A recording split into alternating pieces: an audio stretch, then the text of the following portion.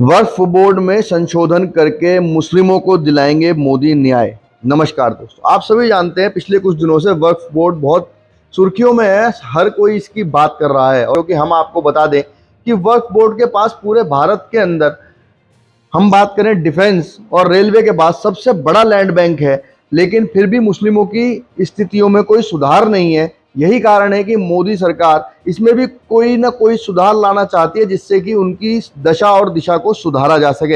हम आपको बता दें, वक्फ बोर्ड की शक्तियों और उसकी कार्यप्रणाली में संशोधन से संबंधित सरकार इस बिल को संसद के अंदर लाना चाहती है। इसके अगर हम कुछ प्रमुख बिंदु आपको बताएं तो वक्फ बोर्ड की सबसे पहली जो अधिनियम है वो 1954 में संसद में पारित किया गया था, और उस दौरान कांग्रेस के नेतृत्व वाली सरकार ने इस अधिनियम में कई बदलाव भी किए थे।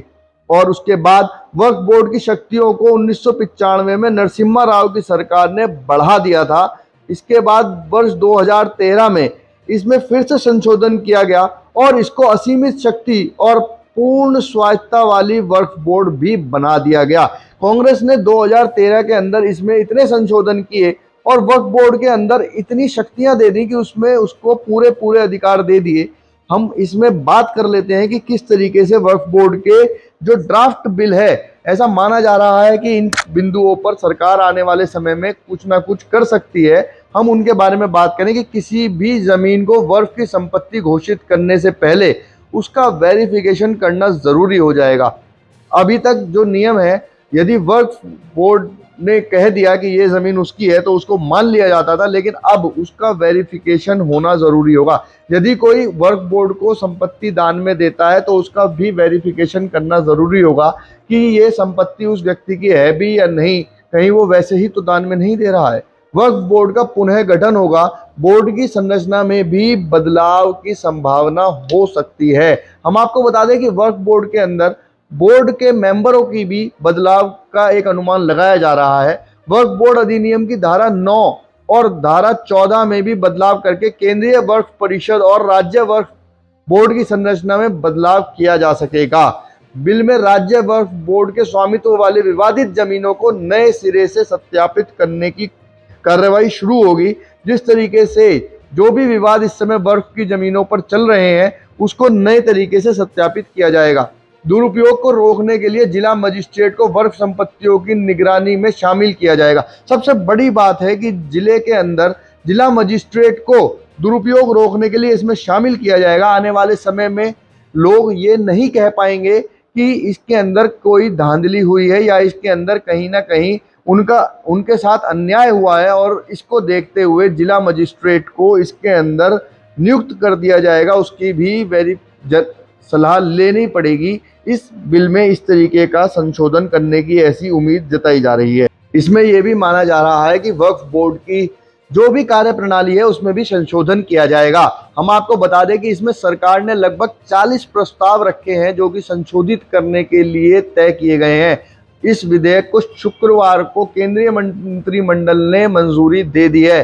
वो इसके तहत वक्फ बोर्ड की शक्तियों को भी कुछ सीमित करने के लिए मोदी सरकार काम कर रही है। इसकी संरचना में परिवर्तन का भी प्रस्ताव है। इसमें महिलाओं का प्रतिनिधिमंडल रहने वाला है। सबसे बड़ी बात है कि महिलाओं का भी प्रतिनिधिमंडल वक्फ बोर्ड के अंदर रहेगा, जिसके बाद निश्चित ही ऐसा माना जा रहा है कि जो कार्य अभी तक हो रहे हैं उसमें कुछ अच्छा देखने को मिलने वाला है। भूमि को वक्फ बोर्ड की संपत्ति घोषित करने से पहले उसका सत्यापन सुनिश्चित होगा। सबसे बड़ी बात आ रही है कि कोई भी व्यक्ति जब कोई दान कर देता था या फिर कहीं वक्फ बोर्ड पहले कहता था कि ये संपत्ति वक्फ बोर्ड की है, तो उससे पहले उसका सत्यापन जरूरी होगा। उस जगह पर रह रहे किसी भी व्यक्ति से पहले उसको सत्यापित कराना होगा, तब वो वक्फ बोर्ड की जमीन मानी जाएगी।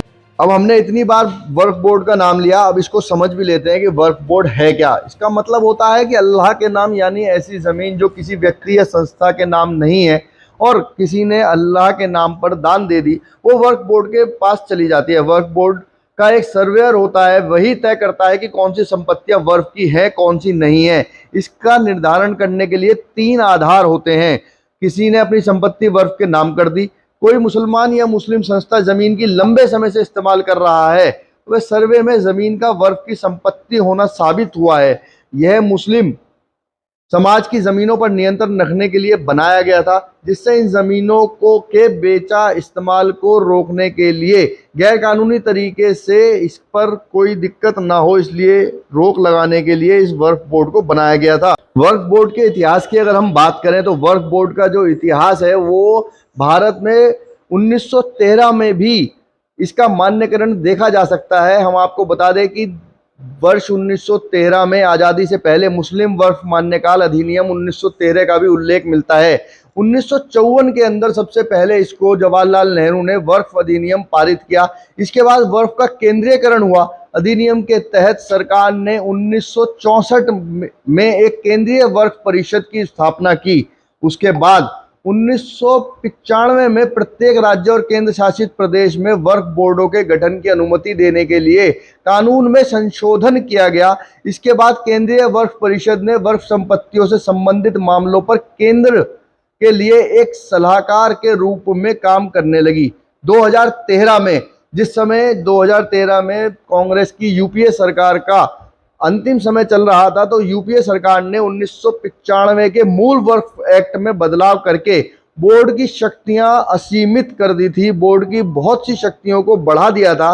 2013 में इसमें सबसे बड़ा बदलाव हुआ था, जिसके बाद इसकी शक्तियों के अंदर बहुत इजाफा किया गया था। अब बात कर लेते हैं कि वक्फ बोर्ड काम कैसे करता है, वक्फ बोर्ड की कार्यप्रणाली क्या है। जब कोई व्यक्ति अल्लाह या इस्लाम के नाम पर कोई संपत्ति या पैसा दान देता है तो उसकी देखरेख वक्फ बोर्ड करता है। वक्फ बोर्ड इस संपत्ति को शरिया के नियम के मुताबिक इन्वेस्ट करता है। इन्वेस्ट में मिलने वाले रिटर्न को शिक्षा, स्वास्थ्य, आपदा, गरीब कल्याण जैसे जनहित काम के लिए खर्च किया जाता है। देश में 30 वक्फ बोर्ड है। सरकारी आंकड़ों के मुताबिक देश भर में वक्फ की 8.70 लाख संपत्तियां से लेकर 9.40 लाख एकड़ जमीन में फैली हुई है। आप देख सकते हैं कि जिस तरीके से भारत के अंदर डिफेंस और रेलवे के बाद सबसे बड़ी संपत्ति का मालिक वक्फ बोर्ड है। अब देखना होगा कि वक्फ बोर्ड के अंदर किस तरीके से कुछ नियमों का बदलाव होता है, जिससे कि इस पूरी संपत्ति का लाभ अन्य मुस्लिम संगठन भी उठा सके, अन्य मुसलमान भी उठा सके, जो अभी भी मुख्य धारा में नहीं जुड़ रहे हैं। इतने बड़े लैंड बैंक होने के बाद प्रत्येक राज्य में एक वक्फ बोर्ड होता है, जिसमें निम्नलिखित लोग शामिल होते हैं, जिनकी वार्षिक आय 1 लाख या इससे अधिक हो। अध्यक्ष, राज्य सरकार द्वारा नामित 1 या 2 सदस्य, मुस्लिम विधायक एवं सांसद, राज्य बार काउंसिलिंग के मुस्लिम सदस्य, इस्लामी धर्मशास्त्र के मान्यता प्राप्त विद्वान, वक्फों के मुताबिली। हम आपको बता दें कि सेंट्रल वक्फ काउंसिलिंग इन सभी वक्फ बोर्डों की निगरानी करता है, इन सब बोर्डों को देखता है। अगर इनमें कोई गलत चीज हो रही है तो उनमें अपनी सलाह देता है। Central Waqf board council of India एक वैधानिक निकाय है। इसकी स्थापना 1964 में भारत सरकार द्वारा 1954 के वक्फ अधिनियम के तहत की गई थी। यह केंद्रीय निकाय वक्फ अधिनियम 1954 की धारा के प्रावधानों के तहत स्थापित विभिन्न राज्यों के वक्फ बोर्डों के तहत उनकी देखरेख के लिए बनाया गया था। हम आपको बता दें कि देश के सेंट्रल वक्फ काउंसिल और 32 स्टेट बोर्ड हैं। हर राज्य के अलग अलग वक्फ बोर्ड होते हैं, जबकि केंद्रीय अल्पसंख्यक कल्याण मंत्री सेंट्रल वक्फ काउंसिलिंग का पदेन अध्यक्ष होता है। हम आपको बता दें कि 8,51,939 वक्फ संपत्तियां हैं पूरे देश भर के अंदर 32 वक्फ बोर्डों के पास। ये बहुत बड़ी एक आंकड़ा है। अगर हम इनकी बात करें कि अगर हम संपत्तियों की बात करें तो निश्चित ही उत्तर प्रदेश के अंदर वक्फ बोर्ड के पास सबसे अधिक संपत्ति हैं। यहाँ सुन्नी वक्फ बोर्ड के पास 2,10,239 संपत्तियां हैं, जबकि शिया वक्फ बोर्ड के पास 15,386 संपत्तियां हैं। यूपी के बाद आता है इन 5 राज्यों का नंबर। इनमें पश्चिम बंगाल, पंजाब, तमिलनाडु, कर्नाटक और केरल भी शामिल हैं। आप देखिए, इन 5 राज्यों में भी सबसे अधिक संपत्तियां हैं, जिसमें कि पश्चिम बंगाल के अंदर 80,480, पंजाब में 70,994, तमिलनाडु में 65,945, कर्नाटक में 61,195, केरल के अंदर 52,038। ये सारी संपत्तियां वक्फ बोर्ड के पास इन 5 राज्यों के अंदर हैं। वक्फ बोर्ड के अंदर भी कुछ अपनी समस्याएं हैं। यह अपनी विशाल संपत्तियों पर निरंतर बनाए रखने के लिए संघर्ष कर रहा है।